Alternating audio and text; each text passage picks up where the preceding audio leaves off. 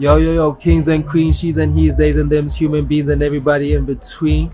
You're here with the Erratic Assassin, the hip hop therapist, and we're here for the Erratic Show out here at Villa Simone, where it's strictly sold the live performance, live rendition, and we're here with the queen of the moment, songstress, superstar, the one and only. I mean, the melodies are so into her that it's in her name. You have to say it you have to sing it. You can't even just say it, you have to sing it. Filah, la, la. That's the way that we rock when we do our thing. Filah, la, la. That's the way that we rock when we do it. Yes, thank you. Come on. La, la, la. Talking about the one and only Filah, la la. How are you doing, queen? I'm doing amazing. How are you? I'm doing great. You know, the performance was crazy, beautiful, an experience.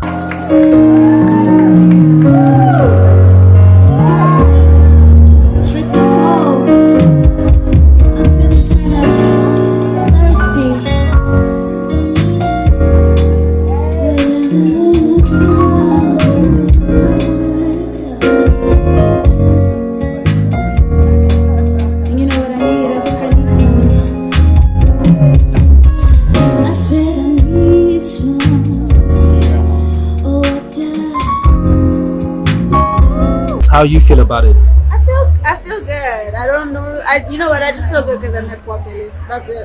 That's why I feel good. Oh my gosh, she's so beautiful. I can't. No, I love to hear it. Love to hear that. How does it feel making, renditions for a live performance compared to when you're in the studio trying to make it, for a general population? I think sometimes you're not as attached emotionally to songs anymore, so you need to give them a new life. And I actually enjoy doing that. My band enjoys doing that. So yeah, it's just fun to reimagine them and give them a new experience.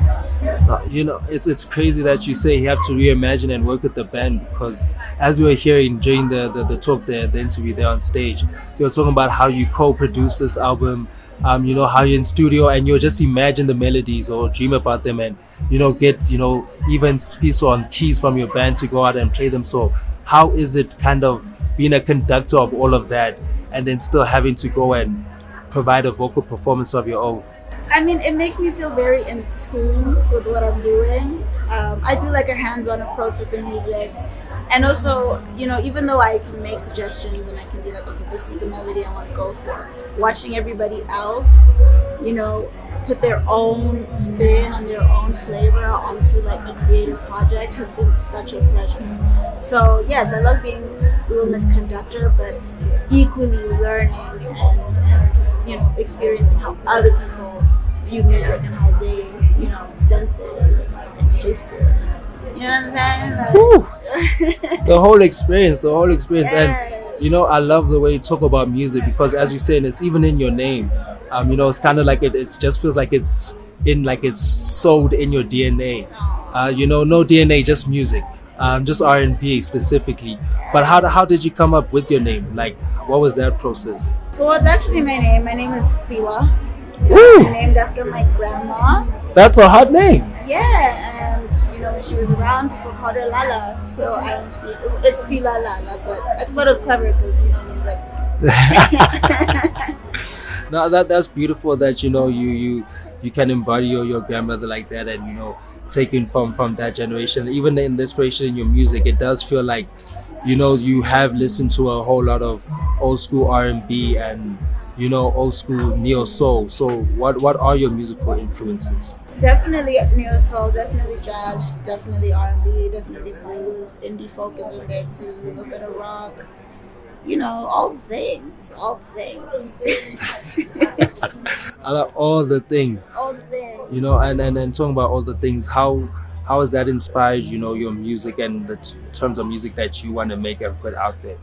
Well, like how they say Marvin Gaye was a fan of Frank Sinatra and wanted to sound like him, but Marvin Gaye sounds like Marvin Gaye, and you can't imagine him sound like anybody else. Facts. I think that's what it is. We're all doing music in the interpretation of what we're influenced by. So I'm inspired by these genres and people who perform these genres, but I can only sound like me. Facts. So yeah. I love to hear it. Now, talking about your musical journey, you started out with Philosophy. Then we had We'll Be Fine. Now we're at On Air. But starting out, when you're making the EP, you said it was 2020 and you're just like for the fuck of it. But did you expect it to, receive the reception that it did, and just because it just came, everyone's like, who this? No, somebody just came up to me now and told me that it got them through matric. Like that kind of stuff. I'm just like, guys, I had something to say. I said it. I didn't know that it was going to echo as loudly as it did, and I'm so glad that it did. It's still weird, but I'm so glad that it did. No, in fact, it really did. And then, taking that from just like, this is chill, I was just putting it out there, into going to like, We'll Be Fine. Was there a different mindset to it? Was this more like let me prove that I'm actually here? No, we're going to be just fine. I don't even know if that one was about like sales or streaming or whatever. That one was just like, I'm sad, okay, and I need to get it out, and I don't know what my feelings are anymore about anything. Like, that was just pure, because my music is so attached to my personal life. So if I'm really going through it, the music's going through it too. Yeah. But if I'm really like in my I am that bitch era, the music is going through that too, and I feel like that's what On Air is. I love it because like you say, you're on that bitch era. Like, I am that, you are her. No denying she is queen and everything. And like, that's what I got from the title, like On Air, where it's like, it's not about the radio's playing you, but you believe in yourself. Where it's like, yeah, I'm on now. Like, right. This is my time. Exactly. And then how does it feel to be in like in that space, and having that confidence, and just knowing that from going from this is end of the world, let me just put it out there, to now like this is me, I'm her. It's definitely been a journey, and it wasn't easy, and it definitely came with a lot of shit, and there's still a lot of shit, but I don't know how I made it on the other side. I don't know, time, growing pains, all that.